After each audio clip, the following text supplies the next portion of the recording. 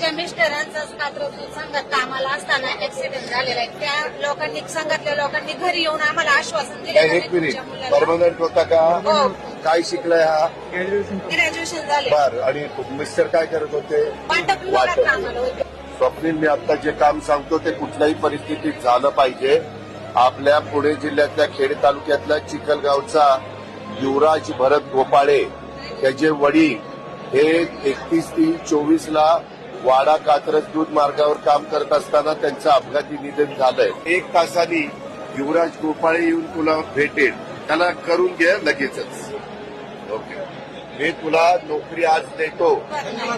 रख रख त्या रानातून थोडं पुढं जाऊ गड्या, पाऊल थकलं नाही गड्या, पाऊल थकलं नाही.